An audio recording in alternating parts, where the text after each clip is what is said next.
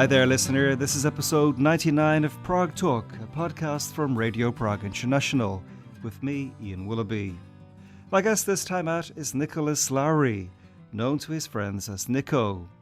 He leads viewers through Identita, a film about Czech graphic design, a documentary set for release later this year. And the New York auctioneer, art expert and TV personality seems the ideal man for the job, given his vast knowledge of the subject and his own family background. We discussed Lowry's Czech heritage, his time in Prague in the Wild East early 90s, and what he's learned from working on Identita in Prague recently, shortly after shooting wrapped on the feature-length film. And you can enjoy our chat now in episode 99 of Prague Talk.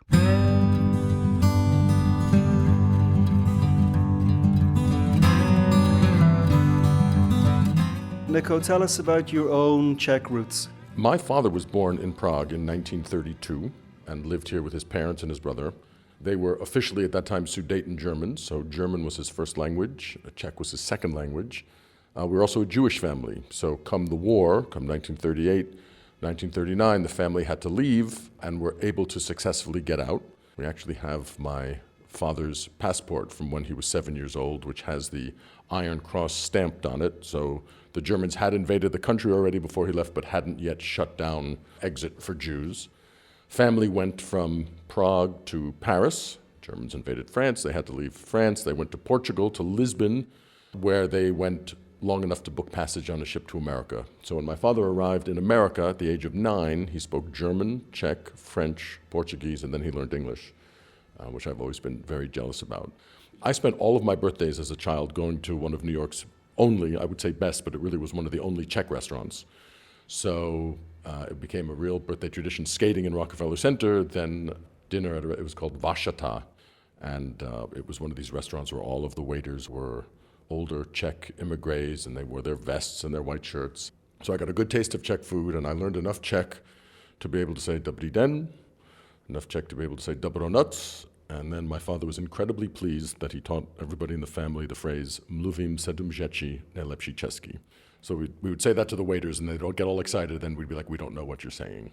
And you said you came here for the first time yourself in 88. My father only came back to Prague once. His parents never returned. He came back once with my mother in the 1960s, and then the second time was in 1988. We were taking a family vacation. It was the year I graduated high school. We were in Munich, and we drove from Munich to Prague, and we stayed at the Hotel Alkron, and we had a fantastic time. And I remember the general feeling of having a fantastic time. The specific thing I remember was saying to my brother, this is such an extraordinary place. I would love to live here. Shame about the communist government. And there was just no way for an American, I mean, it was possible, but it just didn't seem to me like a good idea. In fact, while we were visiting, our hotel room was gone through by, I assume, the Secret Service. A watch was taken and papers were overturned. I'm not sure if we were targeted, if it was just, who knows.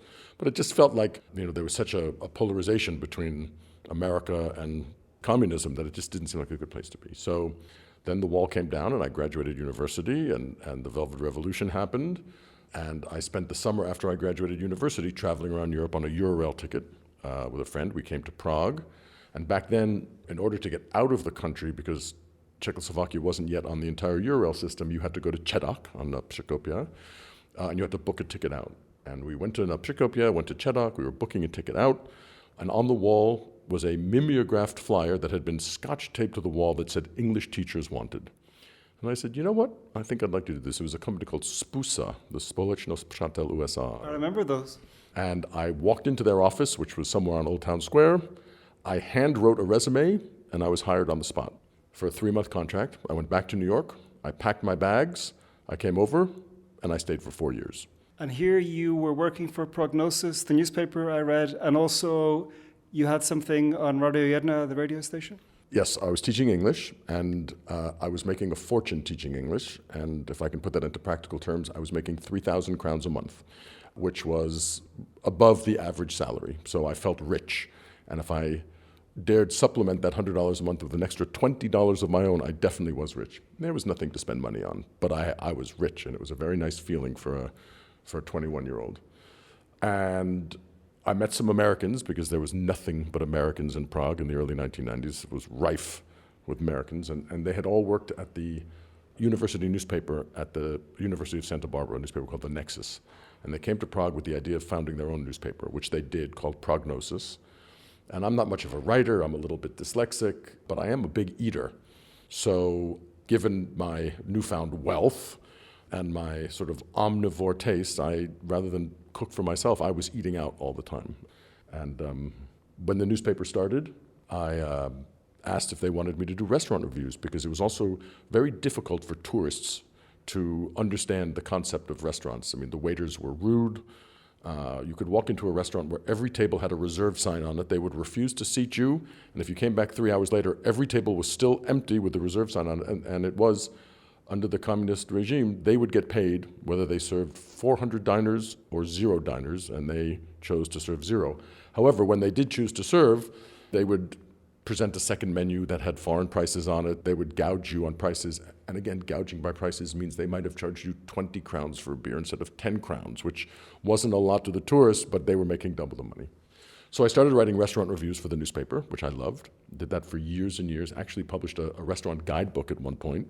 Published my own guidebook, and then I wrote the chapter for the Dorling Kindersley Guidebook to Prague.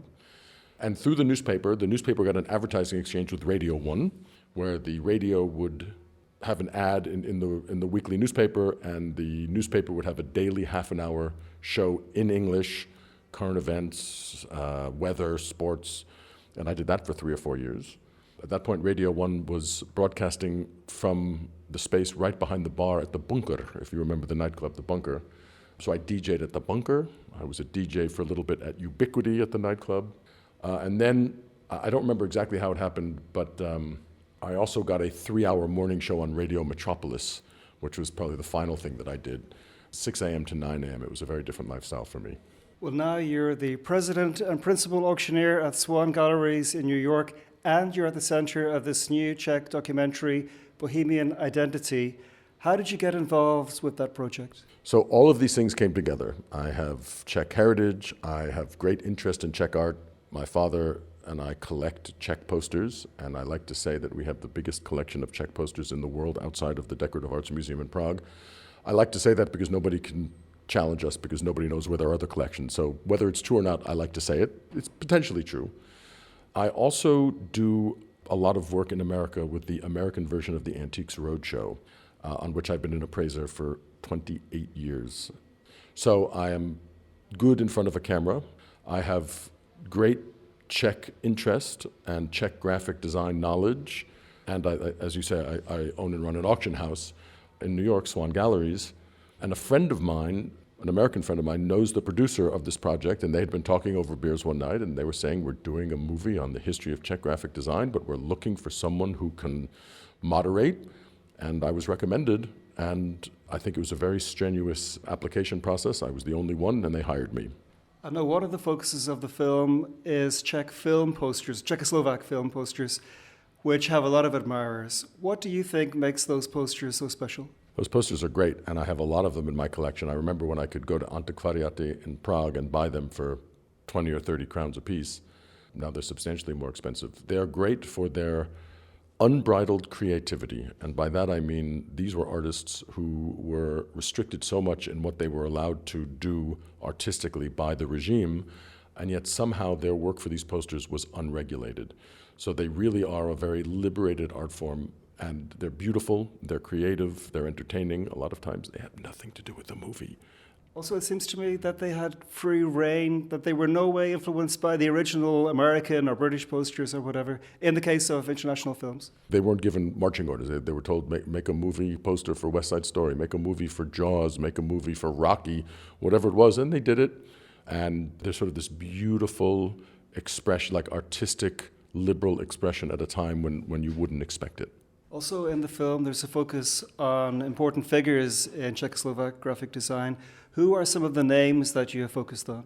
You're going to have to see the movie, Ian. But I think one of the things that I bring to the table for this position is that in addition to collecting Czech posters, I'm also a collector of Czech avant-garde material. And without giving anything away, which is a rhetorical way of saying I'm about to give everything away, some of the great Czech designers like Ladislav Sutnar and Karel Taiga and Otakar Mrkovička. I mean, names that actually already transcend out of Czechia into the larger world. Well, didn't Sutnar even impact the whole of America with his parentheses on phone numbers? Sutnar was singularly responsible for introducing parentheses into phone numbers in America. He did a whole lot more too, but that is what everybody, even if you don't know who he is, you use his work on a daily basis, which I think is just so incredibly wonderful. But he was a pioneer in information graphics, and I often think what a shame it is that he wasn't around during the digital era, because the work that he did in the 1950s was so digitally oriented in a time when computers, if they even existed, were the size of rooms. There's also one name that I came across in the literature surrounding your film that I didn't know, Josef Vachal. Who was Josef Vachal? Vachal was an incredible artist and philosopher and mystic. He is known outside of the Czech Republic, to be sure, but not universally known.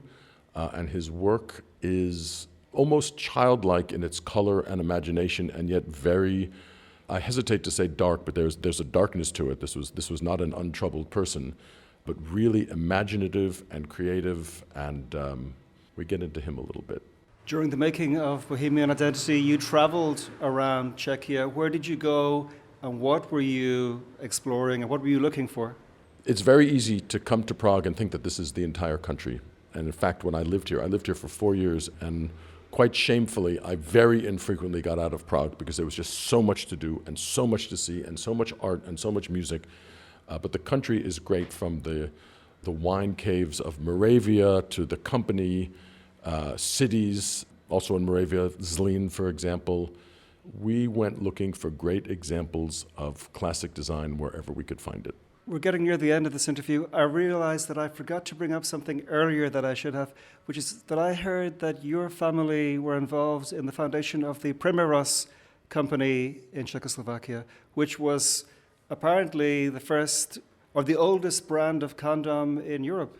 So not only involved, my grandmother's brother founded the company in 1909, and I've actually been speaking to people a lot about this. There was a much greater need or desire or interest in using condoms back then, and apparently, although they didn't just sell condoms, it was vulcanized rubber, so they made surgical gloves, they made nipples for bottles, but condoms were their number one product, and the product nobody really remembers Primeros rubber gloves, they remember Primeros condoms. And it was a very, very large business with factories in Germany and factories in Poland and offices all around Europe. And then when our family left, my grandmother's brother perished in a concentration camp. A lot of the family, most of the family did escape though, but the business was confiscated by the Nazis. It was used for war production, apparently tank treads and Jeep tires, which are also made out of rubber. And then after the war, some members of the family got the factory back, only to lose it again in 1948 when the country was taken over by the communists. And despite years of trying to get restitution, it never worked for a number of practical and impractical reasons. But it was definitely, you ask about my Czech background, it was part of my identity that my grandparents owned a condom company. It was a never-ending source of enjoyment and laughter.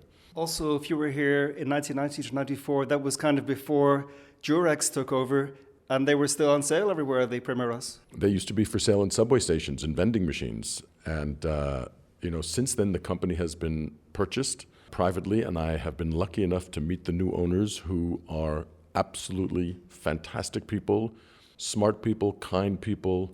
I've spent a lot of time with them. They've actually become good friends, and I really admire what they do, and I'm proud that the company has been taken over. They are focusing most of their efforts now on the LGBTQ plus community in a very reaffirming sex-positive way, which I think is exactly what this era in time needs and deserves. A final question. Obviously, you came into this project with a lot of expertise already. What do you feel you learned working on this film, or what did you personally get out of the whole thing? Well, for all the time that I've spent in Prague, and I lived here for 4 years, and I keep a flat here, so I return as often as I can. Obviously, the pandemic slowed that down a bit. But for all the time I spent here, I really thought I had a good feeling that I knew Prague, that I knew Czechia, that I knew Czech people, that I knew Czech art, that I knew Czech design, that I knew Czech cuisine. And traveling around and working with this incredible crew who've put this film together, I have seen things that I never thought I would see. Not necessarily valuable things, just wonderful, eye-opening things. And I've traveled to parts of the country that I never would have gone to otherwise. My food intake is a little bit more limited these days, as since I lived in Prague, I've now become vegan. So it's a little bit more restricted in what I enjoy, but I enjoy watching other people eat all the Zizeks and Parek and Buček and everything. And I've also met people who are so influential in different parts of the world, designers and curators, chefs. It's just been an incredible experience, validating and affirming and horizon opening. I'm sad that it's over because I'm not sure what else is out there that I haven't seen yet, and I'm really looking forward to finding that.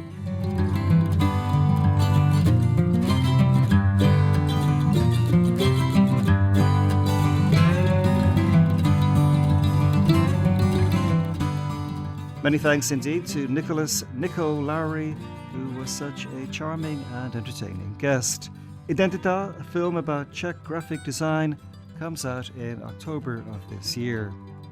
This has been episode 99 of Prague Talk, a podcast from Radio Prague International. There are, of course, scores more editions out there, so if you're new to us, why not check some of them out and subscribe wherever you listen to podcasts. But for now, that's all from me, Ian Willoughby. Thank you so much for listening to Prague Talk, and talk to you again very soon.